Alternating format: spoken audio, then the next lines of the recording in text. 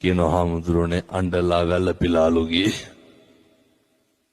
ගුවන් තොටුපළෙන් video call එකක් ගත්තලු තරුණයෙක්ගේ ගෙදරකට.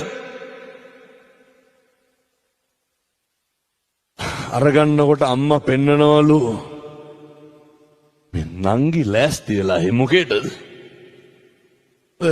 Flight එක යනවා මල් බුකිය අරන් දුවනවා නේද?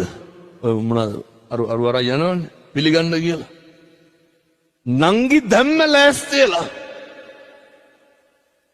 මේ පැය 10ක් 12ක් තව තියෙනවා.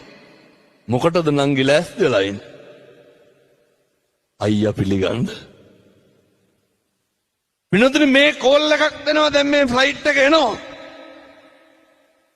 රට ඉඳන් එනකොට අපි තරම් සතුටු වෙන්නේ නැත්තේ වෙන කවුද?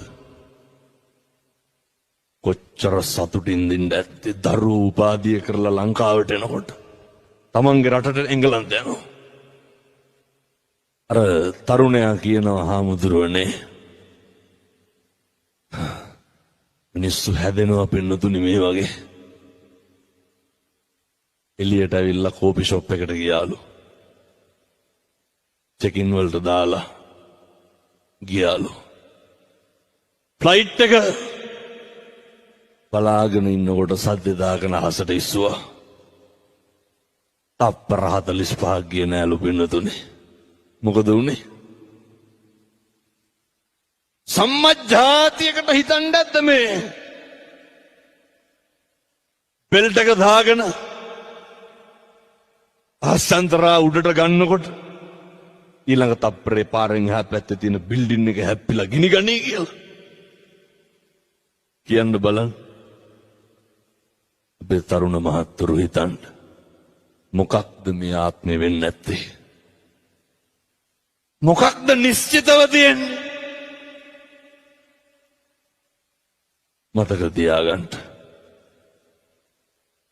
ඔය කිසි දෙයක් ගැන ප්‍රතිරූපණම් ගොඩනගන්න එපා. හේතුව